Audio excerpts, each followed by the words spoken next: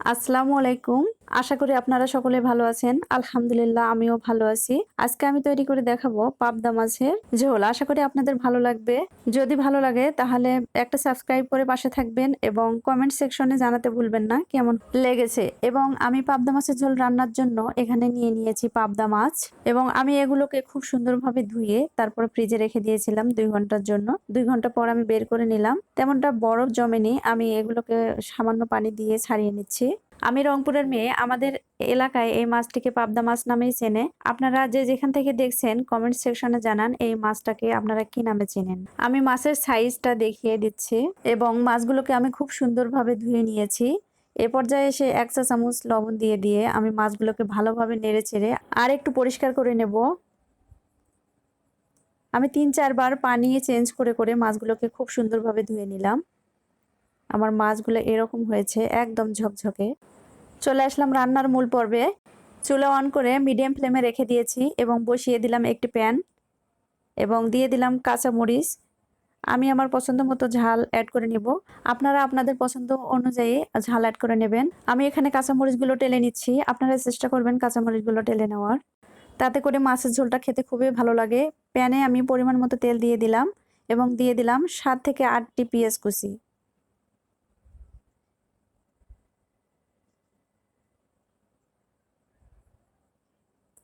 আমি ঘন ঘন নেড়েচেড়ে পেঁয়াজগুলোকে ব্রাউন কালার করে নেব। আমি মরিচ টেলে নিয়ে ওই প্যানেই তেল দিয়ে দিলাম এবং পেঁয়াজ ব্রাউন কালার করে ভেজে নিব।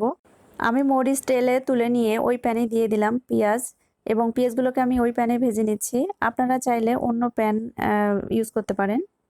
এ পর্যায়ে এসে দিয়ে দিলাম আমি সামান্য পরিমাণে হলুদ।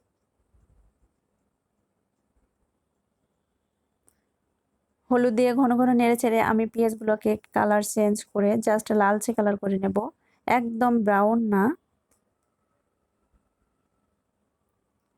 এ পর্যায়ে এসে দিয়ে দিলাম আমি টমেটো কুচি। আমি এখানে একটি টমেটো কুচি অ্যাড করে নিলাম এবং দিয়ে দিচ্ছি ১ চা চামচ পেঁয়াজ বাটা এবং দিয়ে দিচ্ছি যে মরিচগুলো টেলে নিয়েছিলাম ওগুলো আমি বেটে নিয়েছি, দিয়ে দিলাম। ঘন ঘন নেড়েচেড়ে আমি মশলাগুলোকে ১ মিনিট মতো কষিয়ে নিব। এই গরম ভাতের সাথে এই পাবদা মাছের ঝোলটা খেতে কিন্তু অসাধারণ লাগে। আপনারা একবার হলেও ট্রাই করবেন। এই প্রসেসে যদি পাবদা মাছের ঝোল রান্না করেন সবাই প্রশংসা করবে ইনশাআল্লাহ। আর আমি নতুনদের কথা ভেবে রান্নার পুরো প্রসেসটা A to Z সুন্দরভাবে দেখিয়ে দেওয়ার চেষ্টা করেছি। এ পর্যায়ে এসে আমি সামান্য পরিমাণে পানি অ্যাড করে নিলাম, তাতে করে গুঁড়া মশলাগুলো পুড়ে যাওয়ার চান্স থাকবে না এবং মিশিয়ে নিয়ে দিয়ে দিলাম ১ চা চামচ লবণ। লবণটা স্বাদ মতো আপনারা আপনাদের চাহিদা অনুযায়ী লবণটা অ্যাড করে নেবেন। দিয়ে দিলাম ১ চা চামচ হলুদের গুঁড়া, দিয়ে দিলাম ১ চা চামচ ধনিয়ার গুঁড়া। ঘন ঘন নেড়েচেড়ে আমি মশলাটাকে কষিয়ে নেব খুব ভালোভাবে। এ পর্যায়ে এসে আমি সামান্য পরিমাণে মরিচের গুঁড়া অ্যাড করে নিলাম। এটা অপশনাল, আপনারা চাইলে স্কিপ করতে পারেন, আবার চাইলে অ্যাড করে নিতে পারেন। মরিচের গুঁড়া দেওয়ার কারণে আমার মশলার কালারটা খুব সুন্দর এসেছে। আমি এ পর্যায়ে অ্যাড করে নিলাম সামান্য পরিমাণে পানি। পানি দিয়েও আমি মশলাটাকে খুব সুন্দরভাবে কষিয়ে নেব আরও ২ মিনিট। আমি সামান্য পরিমাণে পানি দিয়ে মশলাটাকে ৩ থেকে ৪ বার কষিয়ে নিয়েছি। চেষ্টা করবেন মশলাটাকে একটু ভালোভাবে কষিয়ে নেওয়ার, কারণ মাছটা দেবার পর আর মশলাটাকে কষিয়ে নেওয়ার চান্স থাকবে না, কেননা মাছটা এতটাই নরম যে নাড়াচাড়া করলে মাছ সবগুলো ভেঙে একাকার হয়ে যাবে। মশলা থেকে তেলটা যখন একদম উপরে চলে আসবে এ পর্যায়ে আমরা অ্যাড করে নিব মাছগুলো। মাছ দেওয়ার সঙ্গে সঙ্গে খুব ভালোভাবে মাছগুলোর সঙ্গে মশলাটাকে মিশিয়ে নেব। দেওয়ার সঙ্গে সঙ্গে মাছটাকে খুব ভালোভাবে নেড়েচেড়ে দিতে হবে, নাহলে পরে আর নাড়াচাড়া করা যাবে না। এই কাজটা খুব সাবধানতার সাথে করতে হবে।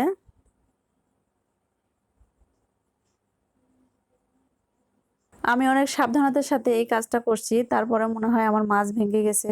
আপনাদের কাছে যদি এই কাজটা করতে খুব রিস্ক মনে হয় সেক্ষেত্রে আপনারা একটু সামান্য পরিমাণে লবণ, হলুদ এবং তেল দিয়ে মাছটাকে মেখে জাস্ট হালকা করে ফ্রাই করে নিয়ে তারপরে এভাবে ভুনা করবেন, তাহলে খেতেও অনেক ভালো লাগবে এবং ভেঙে যাওয়ার রিস্ক থাকবে না। আমি এখানে হালকা করে প্যানটা ঝেঁকে নিচ্ছি, কেননা যেহেতু চামচ দিয়ে নাড়াচাড়া করতে আমার রিস্ক মনে হচ্ছে, সেক্ষেত্রে মাঝে মাঝে আমি ঝেঁকে নিচ্ছি এবং হালকা করে নেড়ে দেওয়ার চেষ্টা করছি। এভাবে মাঝে মাঝে হালকা করে নেড়ে দিয়ে বা ঝেঁকে আমি কিছুটা সময় রান্না করব, নাহলে নিচে লেগে যাবে, তখন মাছটা আটকে যাবে, একদম ভালো লাগবে না, সবগুলো মাছ ভেঙে যাবে। এখন আমি অ্যাড করে নিব 1/2 চা চামচ জিরার গুঁড়া এবং অ্যাড করে নিয়ে ভালোভাবে ঝেঁকে নেব আবার, যাতে মশলার সঙ্গে মাছটা ভালোভাবে মিশে যায়।